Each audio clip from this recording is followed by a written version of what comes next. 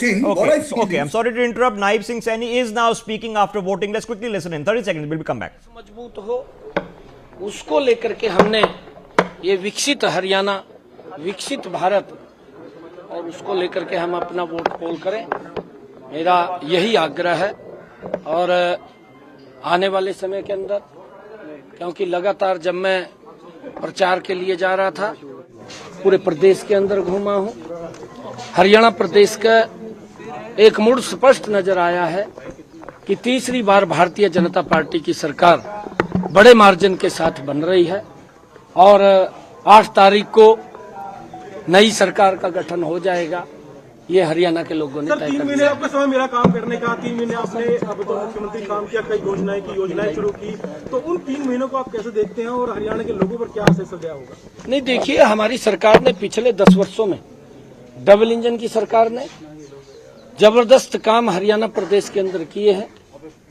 हरियाणा के लोगों के जीवन को सरल सुगम करने का काम, गरीब व्यक्ति को मजबूत करने का काम, किसान को मजबूत करने का काम, और हमारी महिलाओं को सशक्त करने का काम, युवाओं में बड़ा विश्वास दिलाने का काम, ये पिछले हमारे 10 वर्षों के कार्यकाल के अंदर हुआ है। और आज वही कारण है कि लोग आंकलन करते हैं, कांग्रेस झूठ की राजनीति करती है, कांग्रेस झांसा झूठ और लूट की राजनीति करती है, और हरियाणा के लोग इस बात को समझ चुके हैं। हरियाणा ने यह बड़ा मन बना लिया है, तीसरी बार भारतीय जनता पार्टी की ऐतिहासिक सरकार बन रही है और हम आदरणीय मोदी जी के साथ मिलकर के हरियाणा प्रदेश का तीव्र गति से विकास करेंगे। इसके लिए हम लगे हैं। मैं पूरे हरियाणा प्रदेश मैं पूरे दिल की धड़कन बढ़ी है? कोई दिल की धड़कन नहीं बढ़ी है। हमने काम किया है और काम के बल के ऊपर तीसरी बार सरकार आ रही है। दिल की धड़कन तो कांग्रेस की बढ़ रही है और उनकी सरकार बन रही है। बार-बार ये कहा जा रहा है। वो तो मध्य प्रदेश में भी बोल रहे थे कि हमारी सरकार आपके सामने, मैंने ये बात नहीं कही, आपने दिखाई है चैनलों के ऊपर। उनके बड़े नेता बोलते थे मध्य प्रदेश के अंदर कि हमारी सरकार बन रही है, छत्तीसगढ़ के अंदर बोलते थे एक तरफा सरकार कांग्रेस की, ये बोलते थे वो कांग्रेस के लोग।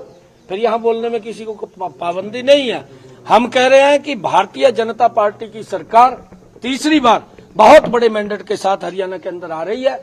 ये बड़े विश्वास के साथ ऐतिहासिक सीटें आ रही हैं। कांग्रेस कहीं दिखाई नहीं देगी। बिल्कुल, कांग्रेसों ने, किसानों ने जो हमने फैसले लिए हैं अप्रिशिएट किया है, स्वागत किया हमारे फैसलों का। कांग्रेस को यह नसीहत भी दी है कि आप जहां आपकी सरकारें हैं, चाहे वो हिमाचल प्रदेश के अंदर है, चाहे कर्नाटका में है और चाहे तेलंगाना में है, आप वहां पर किसानों के लिए जो हरियाणा ने उनको एमएसपी देने का काम किया है वो आप वहां भी दें। और पंजाब के अंदर भी कहा है कि आप पंजाब में भी दें। परंतु ये बात करते हैं, बात करके लूट खसोट की राजनीति करते हैं।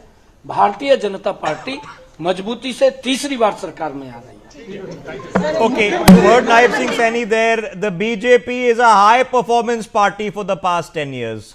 It is very demanding of its politicians, no matter what level they are operating at. A judgment call was taken, and a judgment call was indeed taken. You can argue maybe a year or so ago, maybe 2 years ago, that there was anti-incumbency, that Khattar had to go. He was left there to contest, won the seat which he wanted to contest, and of course is now in the union cabinet. But the party was reduced to just 5 seats, and 5 seats, ladies and gentlemen, makes a difference in the Lok Sabha. Remember, the BJP fell short of a majority. I'll let Himanshu Bhatt finish his thought before I take a break. Himanshu Bhatt, is this an election about national issues, or is it just about Haryana this time? Something is different.